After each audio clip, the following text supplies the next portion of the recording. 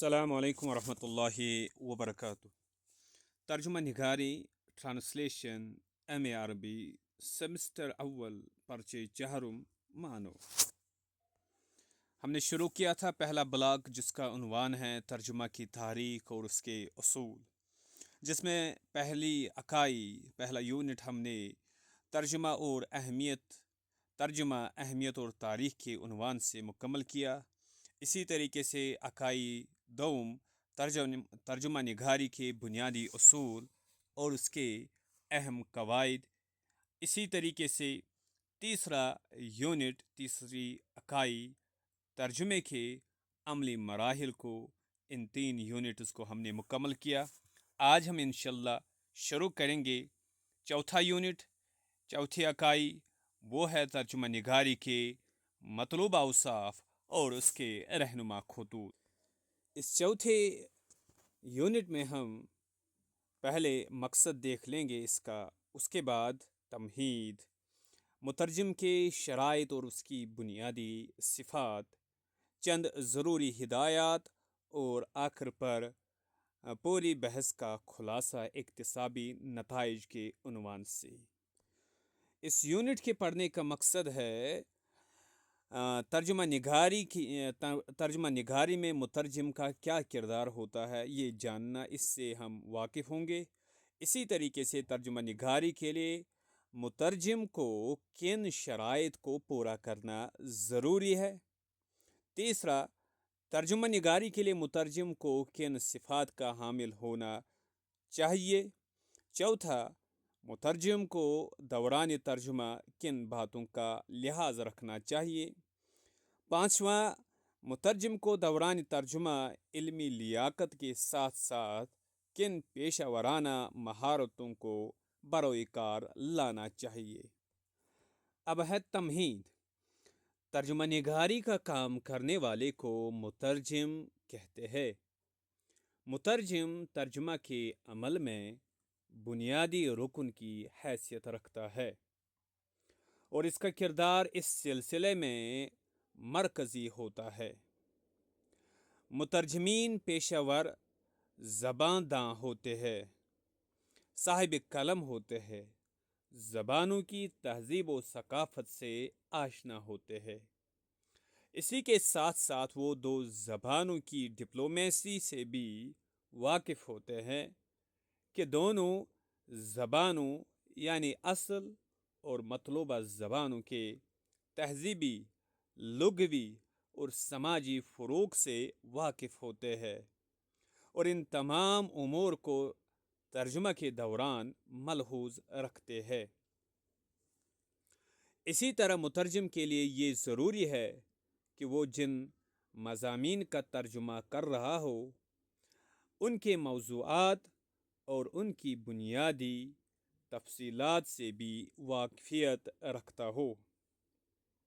وہ دوران ترجمہ اپنی اسی مہارت اور معلومات کو بروئے کار لاتے ہوئے متن کی تہ میں چھپی ہوئی باریکیوں کو مطلوبہ زبان میں منتقل کرتا ہے اور بسا اوقات بعض کلمات کو ترجمہ کے دوران عمدن قلم زد کر دیتا ہے اور ان کا ترجمہ نہیں کرتا، کیونکہ زبانوں کی ساخت میں پائے جانے والے فطری اختلاف اور تنوع کی وجہ سے وہ کلمات اگرچہ اصل زبان سورس لنگویج میں تو کلام کا جز ہوتے ہیں، لیکن مطلوبہ زبان ٹارگٹ لنگویج میں ان کا کوئی مقام نہیں ہوتا، یا پھر ان کا ترجمہ عبارت میں بے محل ہوتا ہے اور عبارت کی سلاست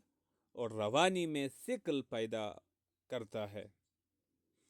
اس طور پر مترجم ترجمہ نگاری کے دوران ایک پہلو سے متن کو کارآمد جزئی تفاصیل کے ساتھ مکمل طور پر گرفت میں لیے ہوئے ہوتا ہے، تو وہ دوسرے پہلو سے حشو و زوائد سے صرف نظر کرتا ہوا ترجمہ کرتا ہے۔ نیز مترجم پیشہ ورانہ طور پر دونوں زبانوں ٹارگٹ لنگویج اور سورس لنگویج میں سماعت یعنی لسننگ سکلز، گفتگو نطق سپیکنگ سکلز، مطالعہ ریڈنگ سکلز اور تحریر یعنی رائٹنگ سکلز پر یکساں قدرت رکھتا ہے، اور اس سلسلے میں ادنیٰ سا نقص اس کی پیشہ ورانہ مہارت پر سوالیہ نشان لگاتا ہے۔ اس کے بعد ہے مترجم کے شرائط اور اس کی بنیادی صفات۔ یہاں مترجم کی چند بنیادی صفات کو بیان کیا جاتا ہے جو ہر مترجم میں پائی جانی ضروری ہے، کیونکہ کامیاب ترجمہ نگاری بہت بڑا علمی و فکری چیلنج ہے۔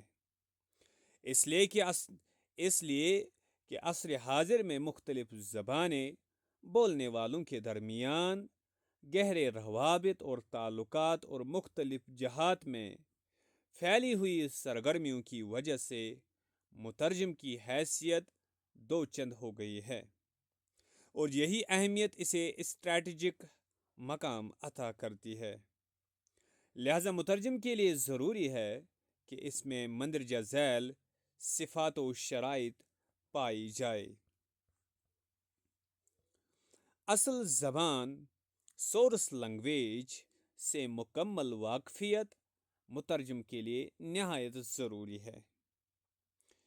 چنانچہ محض عبارت کا عمومی مفہوم سمجھنے کی صلاحیت رکھنا مترجم ہونے کے لیے کافی نہیں ہے، بلکہ زبان سے مکمل واقفیت رکھنے کے ساتھ ساتھ اسے اس زبان میں پائے جانے والے الفاظ کی معنی کی گہرائی، کلمات کے حساس پہلوؤں اور ان کی اثر آفرینی سے بھی واقف ہونا ضروری ہے۔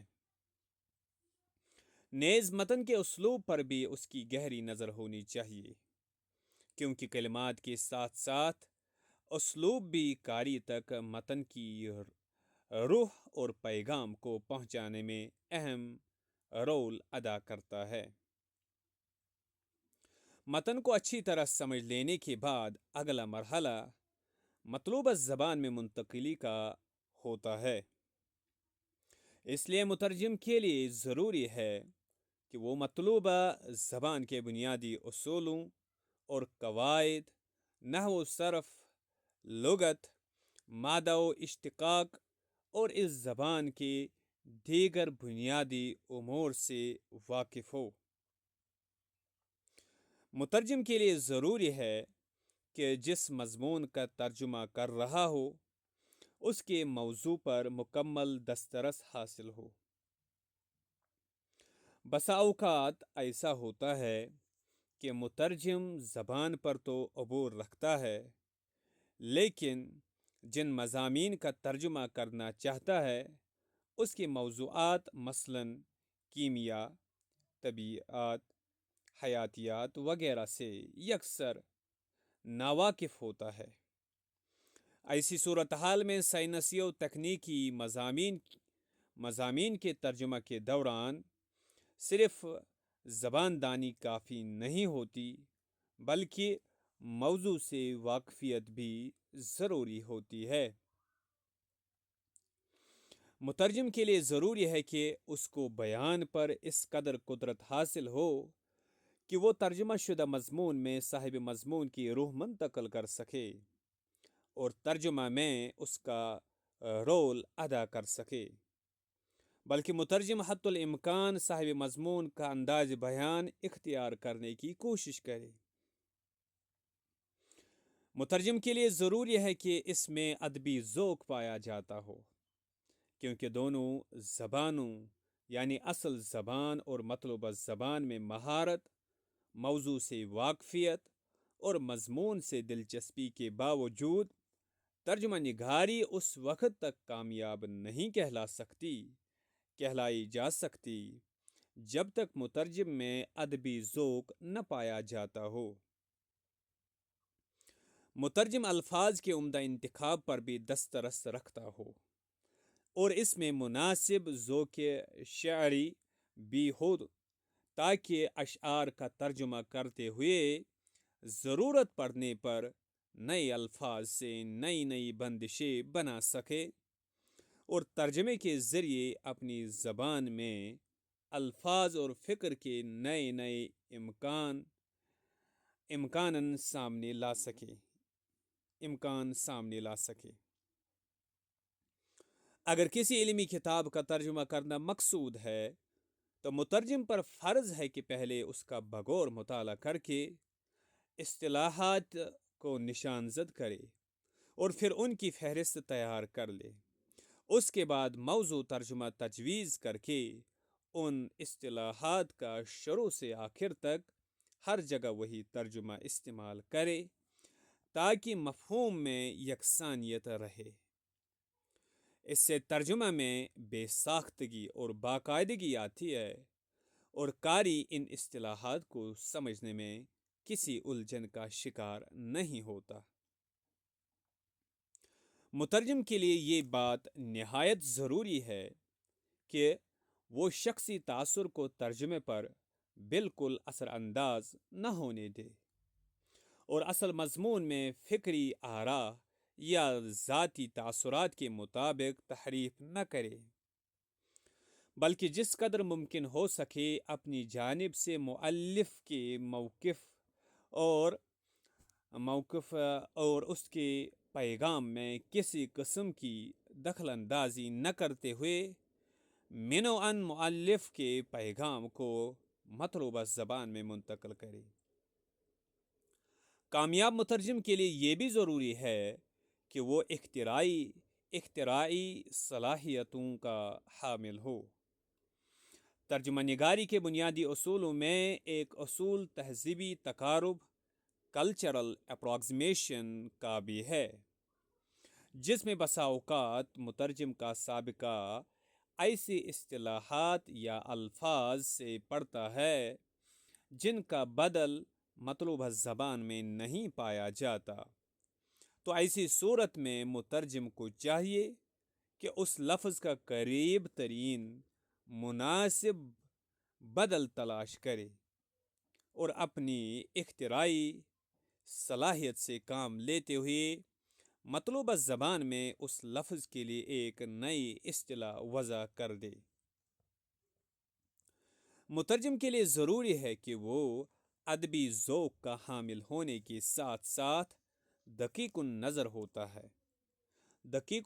ہو تاکہ معنی کی گہرائی تک پہنچ سکے اور پوری مہارت کے ساتھ ان معنی کو مطلوبہ زبان میں منتقل کر سکے، کیونکہ ترجمہ کوئی حسابی عمل نہیں کہ جس میں 2 + 2 = 4 ہوتا ہے، بلکہ ترجمہ نگاری انسانی عمل ہے جس میں عقل و ادراک، فکری صلاحیتوں، احساس و شعور کو بیک وقت کام میں لانا ہوتا ہے۔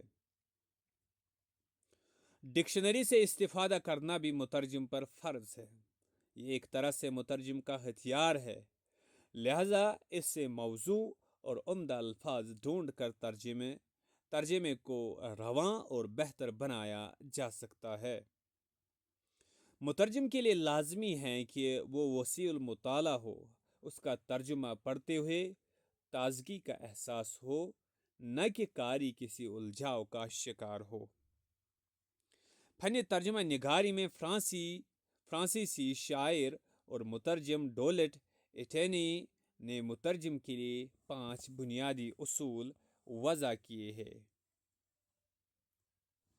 نمبر 1، مترجم کے لیے ضروری ہے کہ سب سے پہلے وہ اصل متن کے خیال، سینس اور مطالب میننگ کا بغور جائزہ لے۔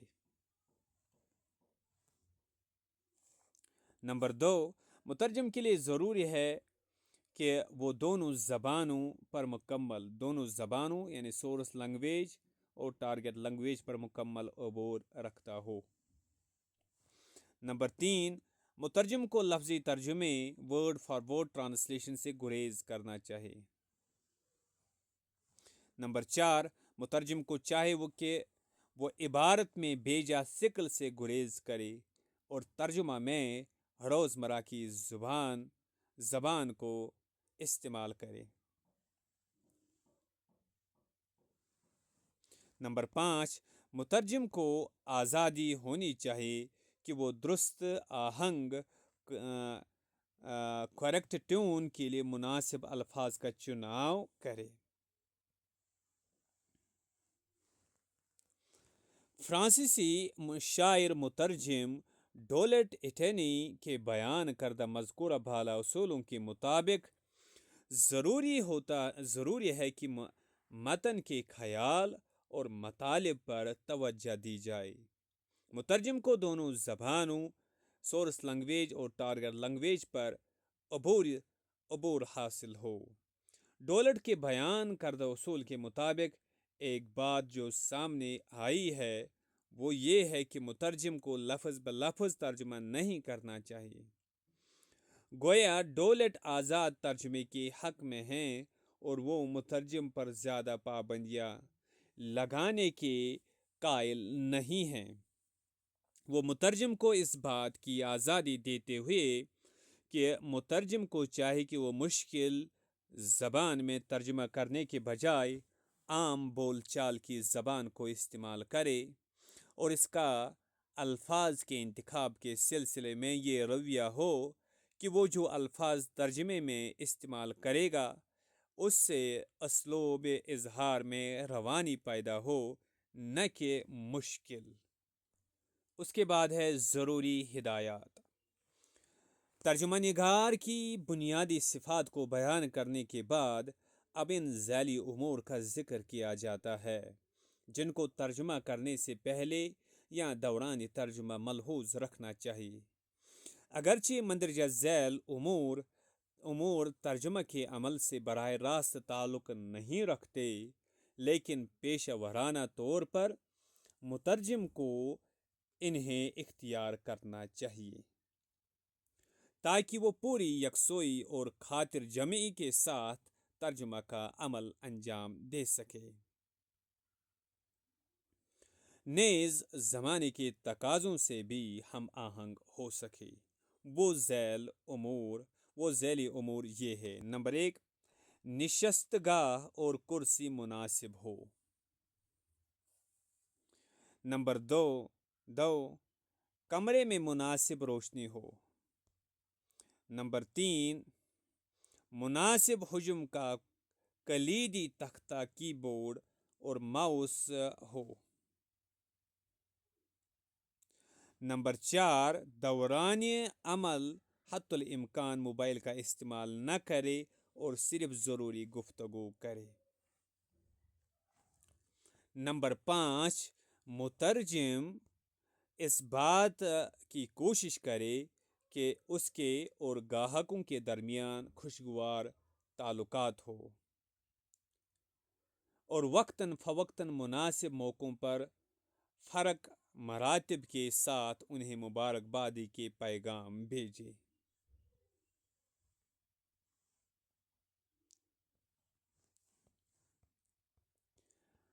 اور ایک مترجم کو چاہے کہ اپنا ای میل دیکھتا رہے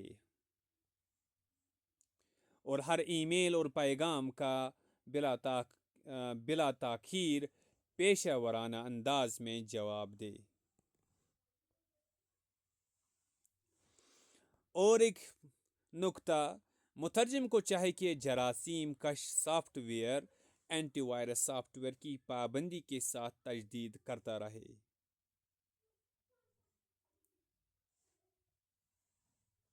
بلکہ بہتر یہ ہوگا کہ اسے خود کار طور پر قابل تجدید رکھے کہ جب بھی وہ انٹرنیٹ سے مربوط ہو تو خود بخود سافٹ ویئر کی تجدید ہو جائے۔ اور ایک پوائنٹ ہے، مترجم کو چاہیے کہ اپنے پیشے اور فن میں سہولت بخش کمپیوٹر کی دنیا میں آنے والے نئے سافٹ ویئروں کو اپنے کمپیوٹر میں نصب کرے۔ مثلاً ون زپ، مثلاً Adobe Acrobat Professional WinZip, Photoshop WinRAR, Adobe Reader, اسی طریقے سے Wordfast, Omega S T, deja vu D, S D L Trados وغیرہ۔ مترجم کو چاہے کہ کام کے دوران 1 گھنٹہ کے بعد وقفہ لے۔ مترجم کو چاہے کہ کام کے دوران 1 گھنٹے کے بعد وقفہ لے اور کمپیوٹر بند کر کے کچھ دیر چہل قدمی کرے تاکہ مسلسل بیٹھنے اور دماغی کام کرنے سے اعصاب و جوارے میں پیدا ہونے والے تناؤ میں کمی آ سکے۔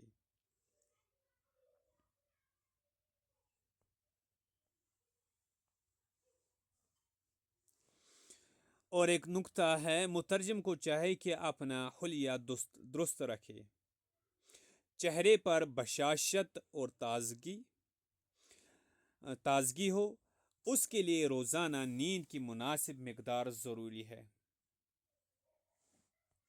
کیونکہ ترجمہ دماغی محنت طلب کام ہے۔ اور ایک نکتہ ہے، مترجم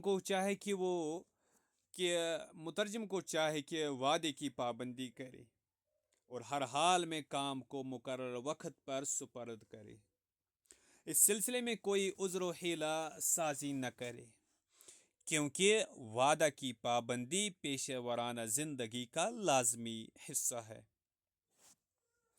اور ایک نکتہ ہے، مترجم کو چاہے کہ وہ اپنے ساتھ ہمیشہ اپنا تعارف نامہ بزنس کارڈ رکھے تاکہ ضرورت پڑنے پر فوراً دے سکے۔ اور ایک نکتہ ہے، مترجم کو چاہیے کہ مختلف موضوعات پر منعقد ہونے والے سیمینار، کانفرنسوں، لیکچرز وغیرہ میں شرکت کرے، کیونکہ ترجمہ ایک علمی پیشہ ہے اور مترجم کو علمی قافلے کا ہم رکاب ہونا چاہیے۔ نیز اس طرح کے علمی اجتماعات اپنی تشہیر اور علمی خدمات کے متلاشی افراد سے رابطہ کرنے کا بہترین پلیٹ فارم ہوتے ہیں۔ اور ایک نکتہ ہے، مترجم کو چاہے کہ اپنے ساتھ USB پین ڈرائیو ہمیشہ اپنے پاس رکھے تاکہ ضرورت پڑنے پر فوراً اپنا تعارف، ترجمہ نگاری کے نمونے اور ترجمہ کی خدمات کی شرح، قیمت و دیگر تفصیلات فراہم کر سکے۔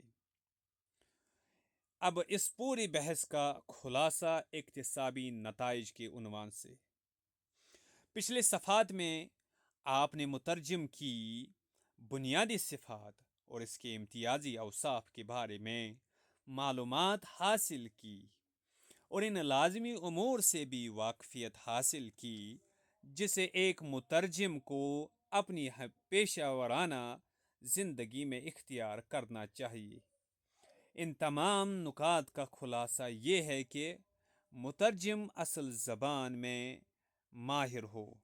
نمبر 2، مطلوبہ زبان میں بھی مہارت رکھتا ہو۔ نمبر 3، اصل مضمون جس موضوع سے تعلق رکھتا ہے اس سے واقف ہو۔ نمبر 4، عام معلومات